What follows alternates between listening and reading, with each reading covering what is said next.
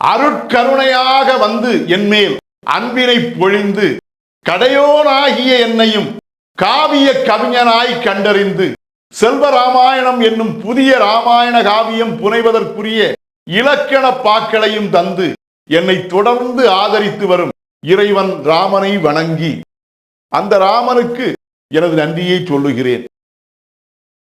செல்வராமாயண காவியத்தை தொடர்ந்து பார்த்து ஆதரவினை வழங்கி வரும் அன்பு நெஞ்சம் கொண்ட அனைவருக்கும் எனது அன்பான வணக்கம். கடந்த பகுதிகளில் செல்வராமாயண காவியத்தின் 328வது பாடல் வரை நாம் பார்த்துள்ளோம்.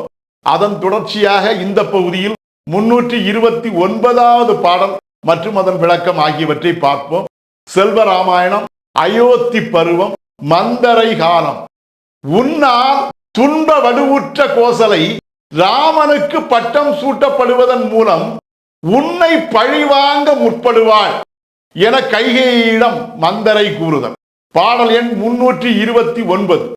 உன்னாலே கோசலையாள் உற்ற இடர் வடுவதனால் தன் மகனால் செல்வாக்கும் தான் தோன்றி விடும் அதனால் அன்றைய நாள் உன் ஆட்டம் அவள் உள்ளே சுடும் அதனால் துன்பம் உனக்கு அளித்துடனே தொலைக்கவே முற்படுவாளே.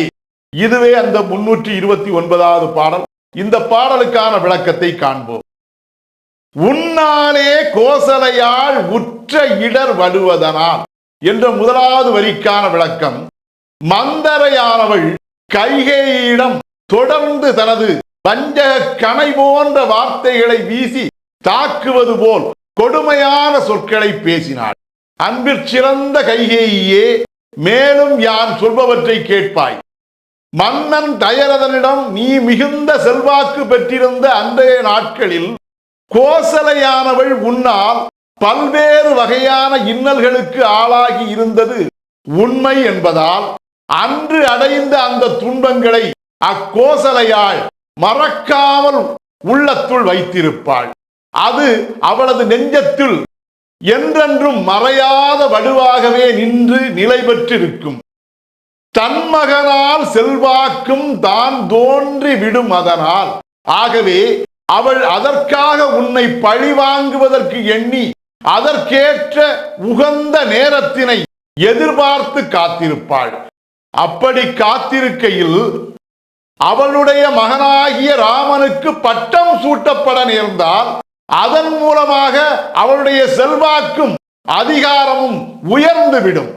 உன்னை பழிவாங்க அவள் எதிர்பார்த்து காத்திருந்த சரியான தருணமும் அதுவே.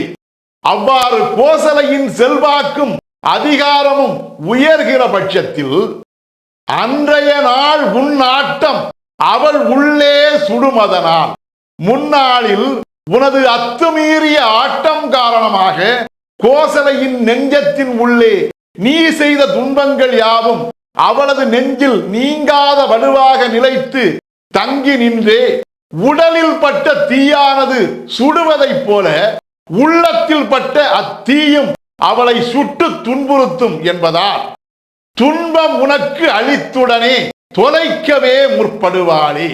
அவள் ராமனுக்கு பட்டம் சூட்டுவதன் மூலமாக தனக்கு கிடைக்கும் அருமையான வாய்ப்பினை நன்கு பயன்படுத்தி உனக்கு துன்பங்களை அளித்து உன்னை தொலைத்து கட்டும் வேளையில் இறங்க தயங்கவே மாட்டாள் என்று மந்தரை கைகேயிடம் கூறினாள். இதுவே இந்த பாடலுக்கான விளக்கம். செல்வராமாயணத்தின் 330வது பாடல் மற்றும் அதன் விளக்கம் ஆகியவற்றை அடுத்த தொடரில் காண்போம். செல்வராமாயணத்துக்கு உங்கள் அன்பையும் ஆதரவையும் தொடர்ந்து தருமாறு அன்போடு கேட்டுக்கொள்கிறேன். அனைவருக்கும் நன்றி. வணக்கம்.